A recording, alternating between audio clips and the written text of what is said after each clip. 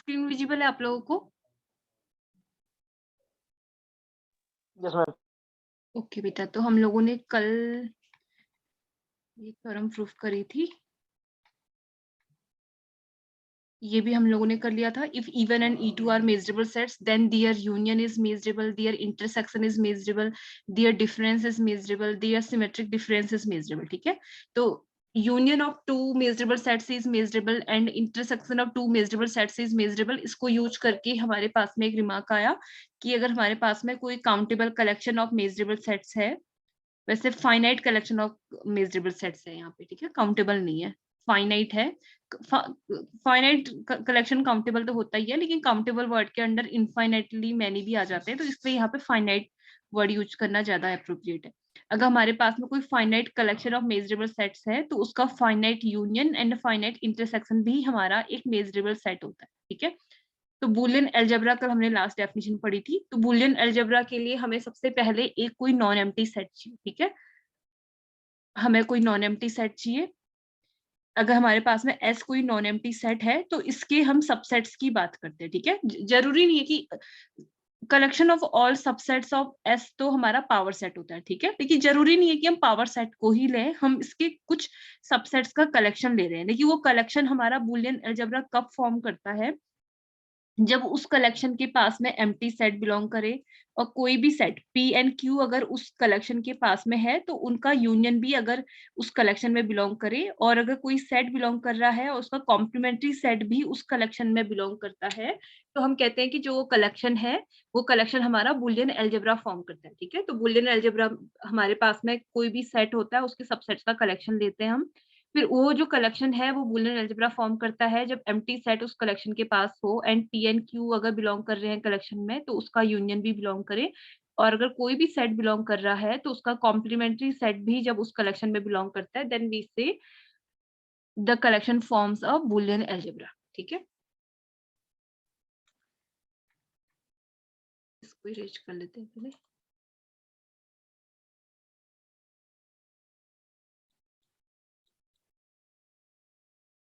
तो हमारी अब नेक्स्ट थ्योरम है, if E1 E2 En be a finite sequence of disjoint measurable sets for any set ए। ठीक है, ये एक कोई भी आर्बिट्ररी सेट है,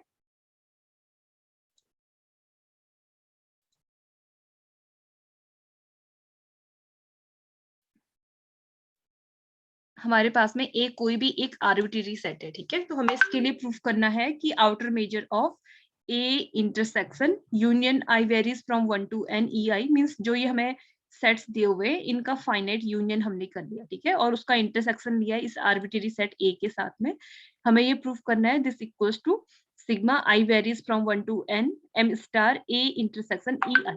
देखो यहाँ पे इस वाली थ्योरम में हमें जो नई चीज है जो इम्पोर्टेंट है वो ये है कि E1 E2 En ये हमें फाइनाइट सीक्वेंस ऑफ डिसजॉइंट भी बोला हुआ है और मेजरेबल सेट्स भी बोला है। ठीक है, तो कोई भी दो सेट डिसजॉइंट तब होते हैं जब उनका इंटरसेक्शन एम्प्टी सेट होता है। ठीक है, और मेजरेबल सेट्स कौन से होते हैं, जो मेजरेबिलिटी की जो डेफिनेशन है, if E1 is measurable then for any arbitrary set A we have MA equals to means M star A equals to M star A intersection E1 plus M star A intersection E1 complement. ठीक है, तो ये जो definition of measurability है वो E1 E2 इस collection के each element के लिए मेजरेबिलिटी की डेफिनेशन हमारी होल्ड करेगी, हमें ये प्रूफ करना है। जब हमने आउटर मेजर के केस में ये थ्योरम प्रूफ करी थी तो हमारे पास में वहां पे जब हम यूनियन के लिए आउटर मेजर निकालते हैं, अगर सपोज करो कि ये ए, वैसे इसका भी पर्टिकुलर केस आएगा तो मैं वहां पे आप लोगों को इसको डिस्कस करूंगी। अगर ए का इंटर अगर ए के साथ ए को खुद, ठीक है, अगर हमारे पास में अभी ऐसे इस मैंने पर्टिकुलर केस लिया हुआ है, फिर आप लोगों को समझा दूंगी मैं वो चीज। लेकिन जब हमने आउटर मेजर में ये थ्योरम पढ़ी थी तो हमारे पास में M star union I varies from 1 to n E I less than equal to M sigma I varies from 1 to n M स्टार E I हमारे पास में था। ठीक है, तो पहले आपको मैं इसका प्रूफ बताती हूँ, फिर मैं दो तीन चीजें बताऊंगी इसकी। ठीक है, तो प्रूफ के लिए हम इंडक्शन मेथड से इसको प्रूफ कर रहे हैं, we prove it by using induction. तो इंडक्शन में हम सबसे पहले n इक्वल टू 1 के लिए चेक करते हैं फिर n इक्वल टू n-1 या n इक्वल टू k के लिए सपोज कर लेते हैं कि ये जो गिवन स्टेटमेंट है ये होल्ड करता है, और k+1 के लिए या n+1 के लिए हम उसको प्रूफ करते हैं। अगर n+1 के लिए भी आ जाता है तो हम जनरलाइज करके कंक्लूड करते हैं कि ये हमारा फॉर ऑल n के लिए होल्ड करेगा। ठीक है, तो n इक्वल टू 1 के लिए पहले चेक करो। जब n इक्वल टू 1 आएगा तो हमारे पास में ये क्या स्टेटमेंट बन जाएगा, हमारे पास ये बन जाएगा m star a intersection E1। ठीक है, i वेरीज फ्रॉम 1 to 1 आएगा तो m star a intersection E1 equal to sigma. अब यहाँ पे i वेरीज फ्रॉम 1 to 1 है तो एक ही टर्म के लिए हम सिग्मा यूज नहीं करते हैं, तो हमारे पास में आ जाएगा m star a intersection E1। ठीक है, तो ये ट्रिवियली ट्रू हो गया ना, क्योंकि जब आप इसको 1 रखोगे तो आपके पास में क्या आएगा, आपके पास में आएगा लेफ्ट हैंड साइड में तो हमारे पास में आएगा m star a intersection E1। Left hand side में ये आ रहा है और राइट हैंड साइड में भी यही आ रहा है, क्योंकि हमारे पास में सिग्मा जब 1, सिर्फ सिंगल टर्म के लिए हम बात करते हैं तो sigma i varies from 1 to, कुछ भी लिखने की जरूरत नहीं है, i वेरीज फ्रॉम 1 to 1 हो जाएगा, तो सिंपली राइट हैंड साइड में भी m star a intersection E1 ही आएगा। ठीक है, तो n इक्वल टू 1 के लिए तो ट्रिवियली ट्रू है, उसके लिए इसलिए हमें लिखने की जरूरत नहीं थी, आप लोग लिख भी सकते हैं। ठीक है, उसके बाद हम सपोज करते हैं कि n-1 के लिए जो गिवन स्टेटमेंट है वो ट्रू है। n-1 के लिए ट्रू है, it means m star a intersection I varies from 1 to n-1 ei equal to sigma I varies from 1 to n-1 m star a intersection ei हमारे पास में होगा। ठीक है, तो इसको इक्वेशन 1 सपोज कर लेते हैं। हम n-1 के लिए ये सपोज कर रहे हैं कि गिवन स्टेटमेंट ट्रू है। ठीक है, अब हमें इसमें टारगेट क्या है, हमें ये प्रूफ करना है कि ये i varies from 1 to n के लिए ट्रू है। ठीक है, तो आप लोग खुद देखो कि इक्वेशन 1 तो ट्रू हम लेके चल रहे हैं, तो आपको ये लेके आना है राइट हैंड साइड में कि i varies from 1 to n, and left hand side में हमें a intersection i varies from 1 to n लेके आना है। ठीक है, तो राइट हैंड साइड से हमें हिंट मिल रही है कि हमें क्या करना पड़ेगा। अगर इसमें जो राइट हैंड साइड में अगर हम ऐड कर दें m star a intersection en, ठीक है, अगर जो ये इक्वेशन 1 है, इक्वेशन 1 में अगर हम ऐड करें m स्टार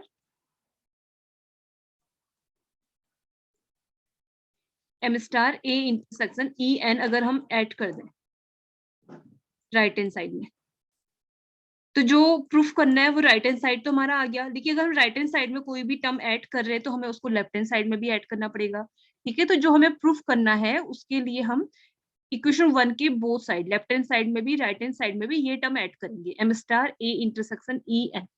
तो देखते हैं अब हमारे पास में क्या आता है। हमने ऐड कर दिया, हमने इसमें निवेश को इरेज कर लेती हूँ।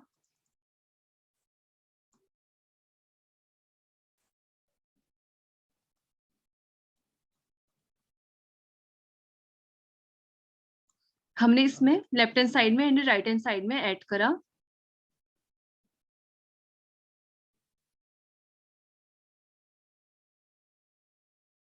ये टर्म हमने लेफ्ट हैंड साइड में भी ऐड किया, राइट हैंड साइड में तो वो i varies from 1 to n m star a intersection ei हो गया। ठीक है, तो लेफ्ट हैंड साइड में हमें क्या लेके आना है, हमें लेके आना है m star a intersection i varies from 1 to n ei। अब देखते हैं कि ये दोनों टर्म आपस में ऐड होके वो टर्म हमारे पास में आ पा रहा है या नहीं आ पा रहा। ठीक है, तो राइट हैंड साइड तो हमारे पास में आ चुका है, लेफ्ट हैंड साइड को अब देखो हम कैसे लिख सकते हैं। हमारे पास में m star a intersection union i varies from 1 to n, क्योंकि ये हमें प्रूफ करना था। ठीक है, इसीलिए मैंने इसको i varies from 1 to n-1 को i varies from 1 to n ei लिख लिया। अब लेकिन हम मुझे इसको इसके इक्वल बनाना है a intersection i varies from 1 to n-1। तो इसमें अगर इंटरसेक्शन इसका मैं करूं en कॉम्प्लीमेंट के साथ में, तो यही टर्म आपके पास में वापस आएगा।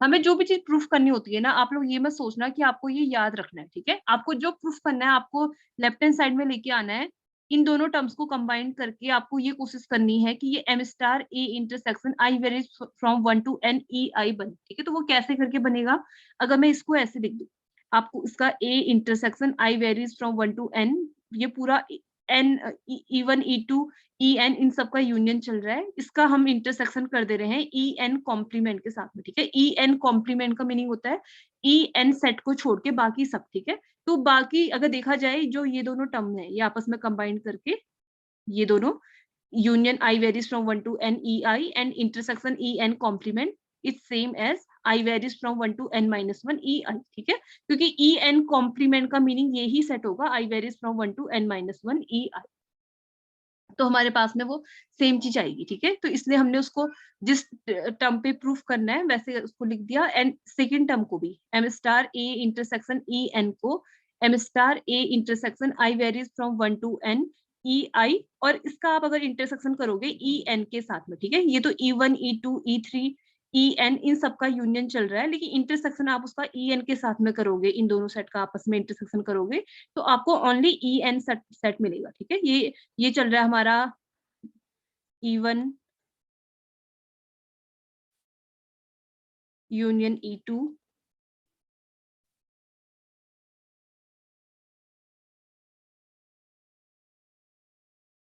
सॉरी यूनियन E2 यूनियन हमारे पास में ये चल रहा है EN। अब इन सारे सेट्स का इंटरसेक्शन हमें करना है सिर्फ EN के साथ में, ठीक है। इस पूरे यूनियन, इन सबका जो यूनियन चल रहा है, इन सबका इंटरसेक्शन जब हम EN के साथ में करेंगे तो वो EN ही मिलेगा, ठीक है। इसका इंटरसेक्शन हमने किया है EN के साथ,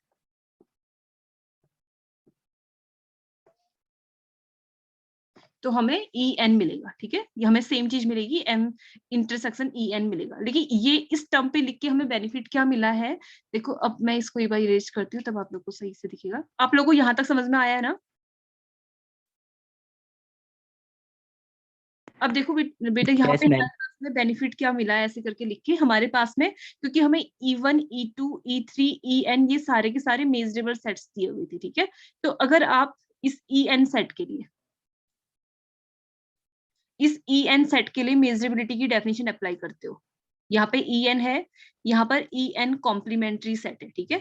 तो और जो A सेट है, A सेट की जगह पे अगर हम A सेट इसको लें, A कोई भी एक आर्बिट्रेरी सेट होता है, हमारी मर्जी होती है कि हम A को क्या लें, ठीक है। A की जगह पे अगर हम A intersection union I varies from 1 to n EI ले लें, देखो यहाँ पर भी सेम सेट है, A intersection I varies from 1 to n EI, और यहाँ पर EN है, यहाँ पे EN कॉम्प्लीमेंट, ठीक है। तो by definition of measurability of set EN, ये किसके इक्वल आना चाहिए, जो इन दोनों का सम इक्वल आना चाहिए M star A intersection I varies from 1 to n EI के, ठीक है। EN मेजरेबल दिया हुआ है, तो अगर हम इसको आर्बिट्रेरी सेट सपोज कर लें A इंटरसेक्शन दिस को, तो हमारे पास में M star A intersection I varies from 1 to n EI equal to इन दोनों का ही सम चलेगा। M स्टार A इंटरसेक्शन, इसको A ले लिया, intersection EN, M star A intersection E complement होता है, यहाँ पे EN कॉम्प्लीमेंट, ठीक है। तो इन दोनों की जगह पे यहाँ पे मैंने ये सिंस रीजन दिया हुआ है, ये टर्म, ये वैल्यू सब्स्टिट्यूट कर दी, राइट हैंड साइड तो हमारे पास में ऑलरेडी आया हुआ था, ठीक है। तो हमारी इजीली थ्योरम प्रूफ हो गई हमें इसमें। लेकिन ये चीज आप लोग ध्यान देना कि E1 E2 जो ये सेट्स दिए हुए थे, ये हमें डिसजॉइंट सेट दिए हुए थे, ठीक है। जब डिसजॉइंट सेट दिए होते हैं तब हमारे पास में इक्वलिटी का साइन होल्ड करता है। अब देखो, लेकिन इसके रिमार्क बहुत इंपॉर्टेंट है।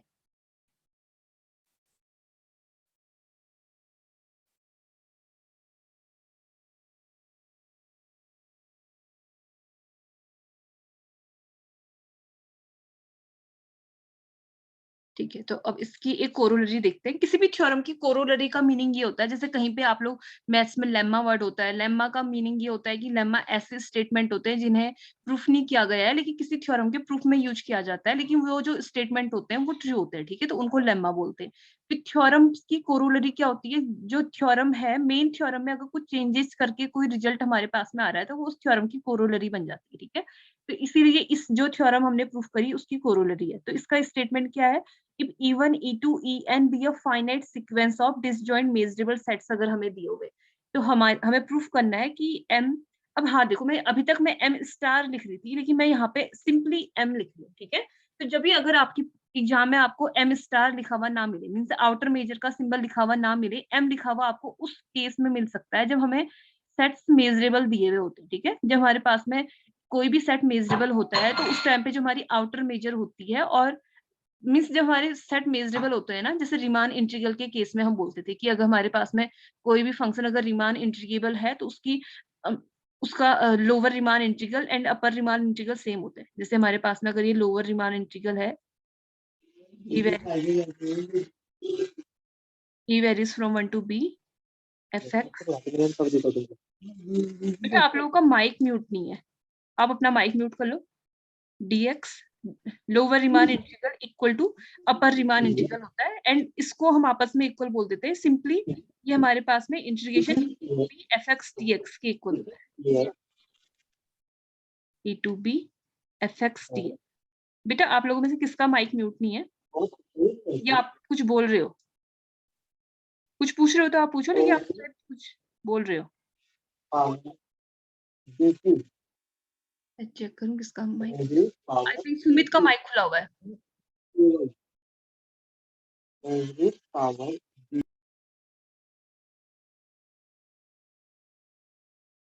ठीक है, तो वैसे ही अगर हमारे पास में कोई सेट मेजरेबल होता है तो उस केस में हमारे पास में जो सिंपल आउटर मेजर है, हम लोग लिख सकते हैं कि m star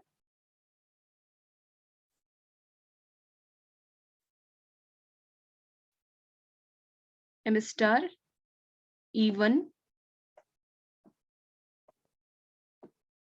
m star E1 equals to m of E1।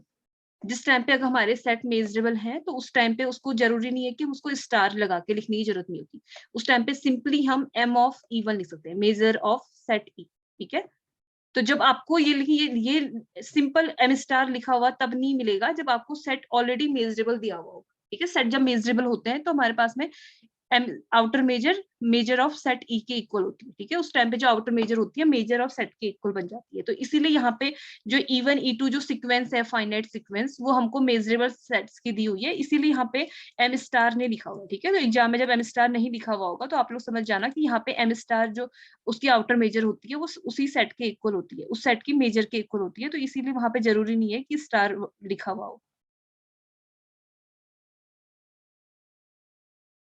ठीक है, तो कल मुझसे गौरव ने एक क्वेश्चन पूछा था कि अगर हमारे पास में E1 एंड E2 दो मेजरेबल सेट्स हैं और डिसजॉइंट दिए हुए होते हैं तो उस टाइम पे उसकी आउटर मेजर जो होती है m star E1 union E2 equal to होता है, एग्जैक्टली इक्वल होता है m star E1 plus m star E2। ठीक है, लेकिन जो आपने क्वेश्चन पूछा था गौरव, उसमें हमें मेजरेबल सेट्स नहीं दिए हुए थे। ठीक है, वहां पे ओनली हमें E1 and E2 disjoint sets दिए थे, तो उसका प्रूफ थोड़ा इससे अलग है। उस प्रूफ को मैं आप लोगों को कल की क्लास में बताऊंगी। अभी देखो, क्वेश्चन में हमेशा वर्डिंग आप लोग ध्यान से देना। उस वाले जबकि उस जो क्वेश्चन आपने पूछा था उसमें था E1 and E2 are any two disjoint sets, measurable नहीं था, सिर्फ मेजरेबल वर्ड यहाँ पे इंपॉर्टेंट है। यहाँ पे मेजरेबल है, और जो आपने क्वेश्चन मुझे भेजा था उसमें मेजरेबल लिखा हुआ नहीं था। ठीक है, तो जब हमें मेजरेबल दिए हुए होते हैं तो उस टाइम पे m star E1 equal to m of E1 आप लिख सकते हो, m star E2 equal to m of E2 लिख सकते हो। तो उसका प्रूफ अलग चलेगा, क्योंकि वहां पे हमारे पास में ओनली डिसजॉइंट सेट्स था, लेकिन यहाँ पे डिसजॉइंट भी है एंड मेजरेबल भी है। ठीक है, तो मेजरेबल वर्ड से हमारे पास में एक डेफिनेशन आ जाती है कि कोई भी सेट अगर मेजरेबल होते हैं तो किसी आर्बिट्रेरी सेट ए के लिए हमारे पास में m star A equals to m star A intersection E1 plus m star A intersection E1 complement, ये डेफिनेशन होल्ड करती है, लेकिन किसी भी आर्बिट्रेरी सेट E1 के लिए होल्ड नहीं करती। तो वहां पे आप मेजरेबिलिटी की डेफिनेशन नहीं लगा सकते उस क्वेश्चन में, इसीलिए हाँ उसमें लेकिन आउटर मेजर के टर्म पे पूछा हुआ है, तो अगर आप लोग खुद से ट्राई करो तो उसके लिए हमें ये करना होगा। हमें E1 एंड E2 कोई दो सेट्स दिए हैं और E1 यूनियन E2 की आउटर मेजर के बारे में पूछा हुआ है।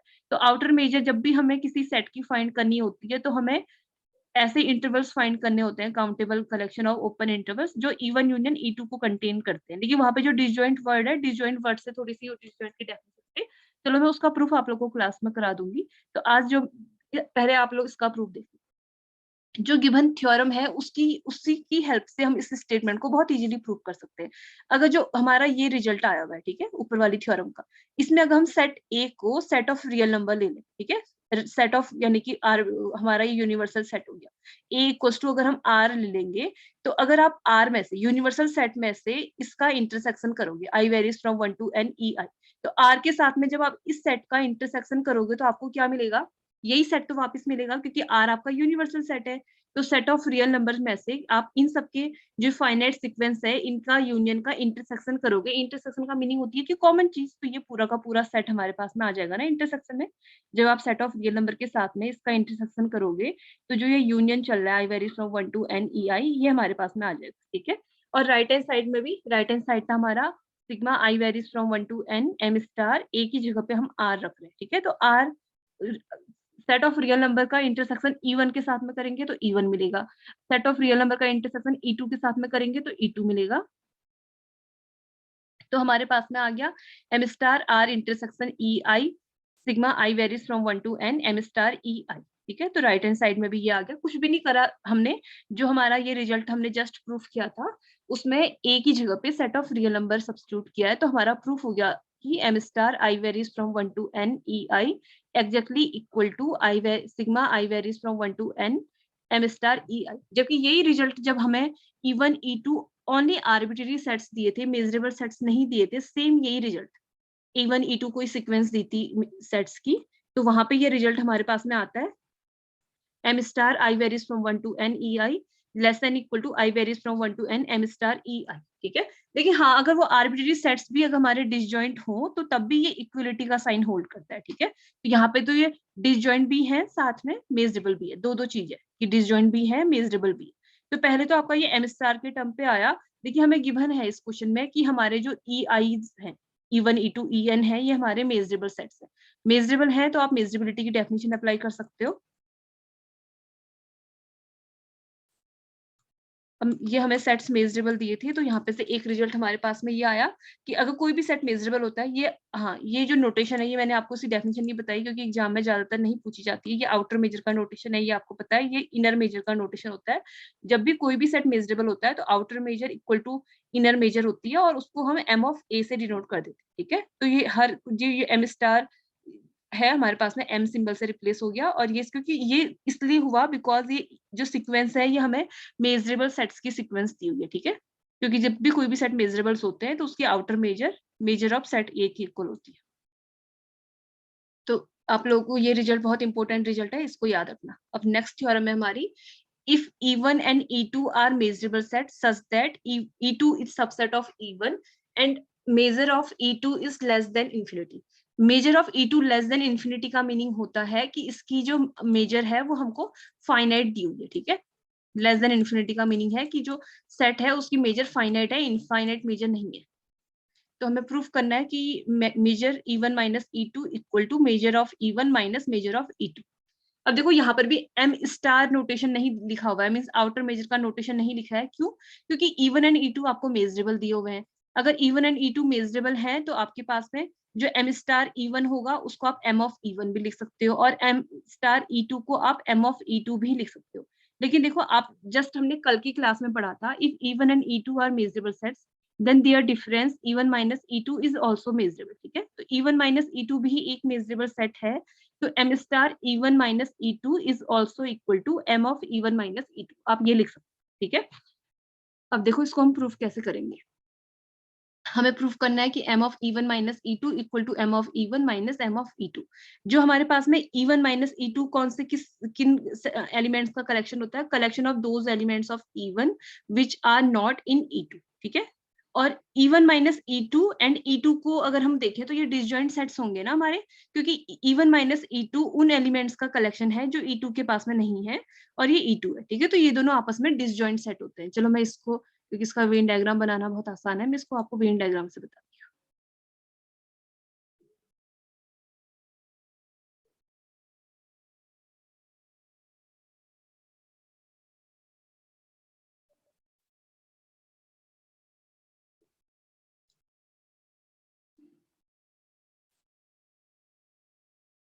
तो हमारे पास में अगर ये सेट E1 है, अगर ये सेट E1 है और ये सेट E2 है, तो E1 माइनस E2 कौन सा सेट होता है? जो ये वाला रीजन है, E1 माइनस E2 होता है ये वाला रीजन, सिर्फ ये वाला रीजन, E1 के वो एलिमेंट्स जो E2 में नहीं है। ठीक है, तो अगर आप E1 माइनस E2 है ये वाला रीजन,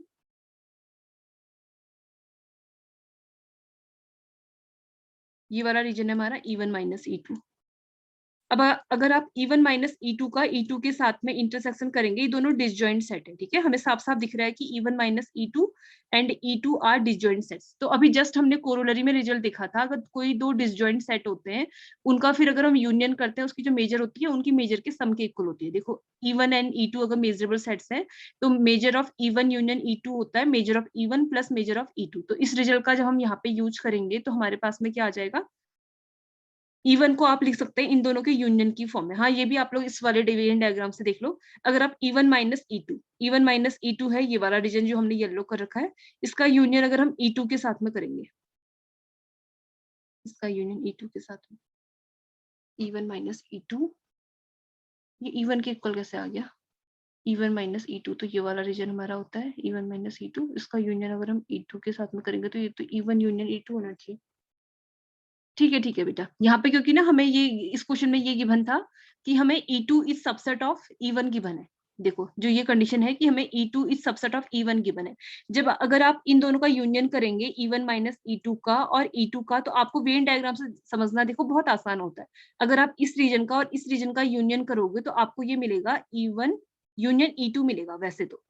वैसे अगर ये सबसेट का केस ना हो तो अगर आप इन दोनों का यूनियन करोगे तो आपको E1 यूनियन E2 मिलना चाहिए, ठीक है। लेकिन इस क्वेश्चन में ये गिवन है कि E2 is subset of E1, E2 subset है, इट मींस ये E2 तो पूरा का पूरा इसके अंदर होता होगा ना। तो अगर आप E1 एंड E2 का यूनियन करोगे तो हमारे पास में फिर क्या आ जाएगा, E1 के इक्वल आएगा, ठीक है, क्योंकि वो उसका सबसेट चल रहा है तो हमारे पास में ये E1 के इक्वल आएगा। तो हमने E1 को इस फॉर्म में लिख दिया, E1 minus E2 union E2। इस फॉर्म में लिख के हमें बेनिफिट क्या मिला कि E1 is union of two disjoint set आ गया। E1 is union of two disjoint sets which are E1 minus E2 and E2, ठीक है। तो अब इस कोरोलरी का अगर हम यूज करेंगे तो हमारे पास आ गया M of E1 equal to M of, पहले तो यहाँ पे दोनों साइड मेजर आगे आ गई हमारे पास में। अब measure of two disjoint sets होती है measure of their particular sets, ठीक है। तो हमारे पास में बाई दिस कोरोलरी आ गया M of E1 minus E2 plus M of E2। तो हमारे पास में ये अगर आप इसको जिस जो हमें रिजल्ट लेके आना है उसके अकॉर्डिंग अगर आप लिखोगे तो M of E1 minus E2 आ गया हमारा M ऑफ E1 माइनस ये हमारा यहाँ आ गया, तो हमारे पास में आ गया M of E1 minus M of E2, ठीक है। लेफ्ट हैंड साइड है राइट हैंड साइड को अरेंज आप लोग कर सकते हैं। तो हमारा रिजल्ट प्रूफ हो गया कि if E1 and E2 are disjoint sets then m measure of E1 minus E2 is measure of E1 minus measure of E2। लेकिन ये सारे रिजल्ट्स तब होल्ड करते हैं जब E1 एंड E2 मेजरेबल हैं। और यहाँ पे देखो इस वाले रिजल्ट में भी ये रिजल्ट तब होल्ड करेगा जब E2 E1 का सबसेट हो, ठीक है। अगर E2 E1 का सबसेट नहीं होगा तब हम इसको ऐसे नहीं लिख सकते। Only this result holds when E2 is subset of E1। तो आप लोग बताओ कि इसमें कोई डाउट है।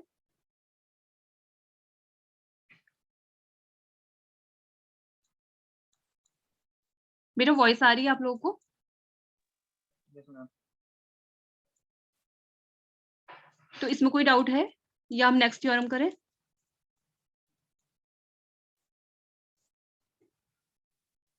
हम करो नेक्स्ट।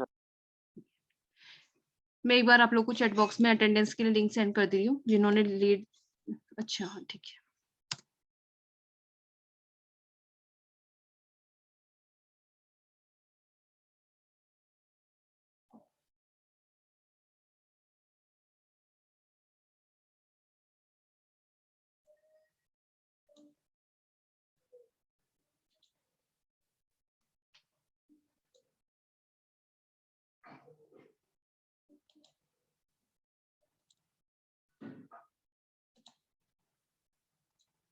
आप लोगों को स्क्रीन विजिबल है?